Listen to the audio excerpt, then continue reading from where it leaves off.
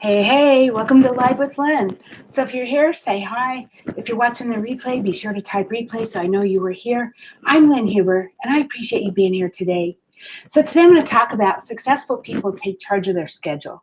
You know, highly successful people stay in charge of their schedule, and they don't let it take charge of them.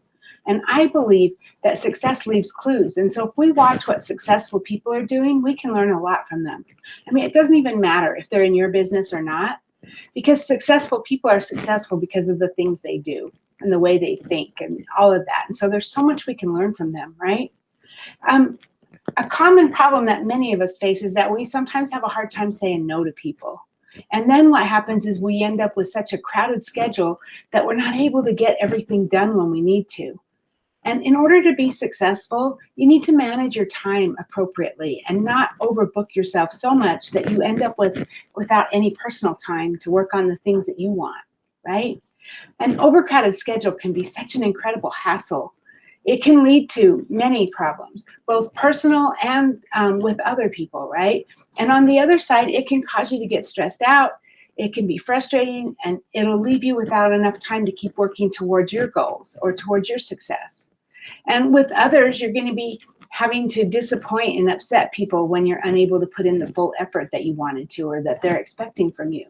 Sometimes you'll end up having to cancel on some people if times overlap, or and then someone gets upset, right? So although things happen obviously that are outside of our control, you can avoid most of the problems just by being organized. So the one thing is, probably the most important thing is just use one calendar, right? For me, that's like the most important. Use one calendar for everything, for your business, your personal life, and even your family life. Get it all on one calendar and refer to it often. I mean, I live by my calendar. Having everything on one calendar helps to ensure that you're not putting too much in one day or overlapping it with something else. It's so easy if you have a separate calendar for your family and your kids' events and a separate one for your business. That's where you run into problems, because then you end up either filling it too full or like I said, overlapping it with something else, right? So successful people also, they have a sense of what they need to focus on and accomplish each day. So if you find technology helps you, then use a digital calendar. If you prefer pen and paper, use a hard copy calendar. Doesn't matter, just whatever works best for you. Write down all the big things first, your kids' things that need to be done, any commitments you already made, your church activities if that's important to you, and get your meetings and your appointments and projects you want to complete. Get it all down on your calendar. Schedule it out, because writing things down and then marking them complete or using a digital to-do list can also help you feel more organized and disciplined. I use a to-do list, and I live by it every day, and I can't tell you how much more I get done by following it. Also, I don't forget things, right? So many people, they arrive at the office and they start their day with the little tasks like checking their email. But you know what? Your brain is the sharpest earlier in the day. So this is not the best time to be doing the little things like checking your email. It's really more like the best time to tackle the more creative work that challenges you. And if you don't get the opportunity to work on your chosen tasks first thing, like maybe if you're in a job and you have to do what they tell you have to do, or whatever, then take matters into your own hands. Do the work from home or come into work early so you can work on those things that use your brain power and that are more creative work that challenges you, right? So make some activities routine, such as doing your expense reports in the morning and setting out your clothes in the evening, for the next day, before you go to bed.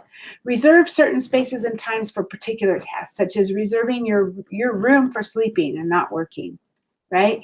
Listen to podcasts on your commute to work, or not looking at personal communications while you're at work, or, I don't know, not answering the phone while you're having dinner. Any of those kinds of things. If you set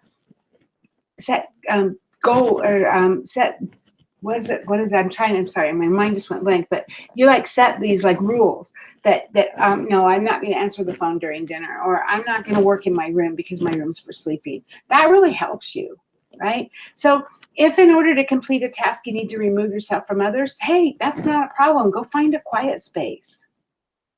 Also, everyone works at a different pace. So it's important to understand what you're capable of accomplishing on any given day.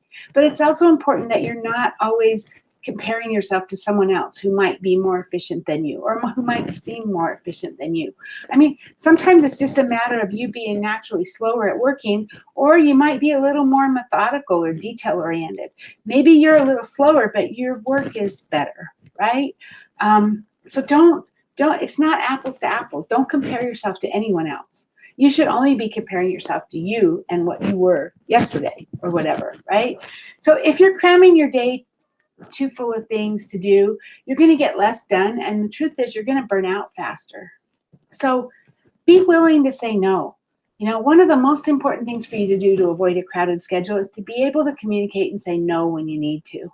If you have two things on the same day that conflict with each other, see if one of them can be rescheduled due to prior commitment. You know, more often than not, people are fine with you rescheduling a bit, especially if you do it ahead of time, not at the last minute, right? And saying no, though, is a very important skill to learn. As simple as it might seem, it's actually very difficult for some people to do. And I struggle with this one too sometimes. You might not want to let someone down. So you say yes to anyone, but that's actually more detrimental to you than it is for anyone else. So don't be afraid to tell someone that you can't help them with something if you truly do have other things you need to focus on. So, hey, now I'd love to hear from you. So how about you? What kinds of things help you stay on track and in charge of your schedule? What thoughts do you have about what I talked about today? Please share your thoughts in the comments. I would love to hear them. I don't see anybody live today. I don't know if that's just me, my program, or if I just picked a bad time to go live. But hey, if you are here, thank you. Thank you for being here. And if you're watching the replay, thank you. I appreciate you. So go out there and have an amazing day, and I will see you soon. Bye-bye.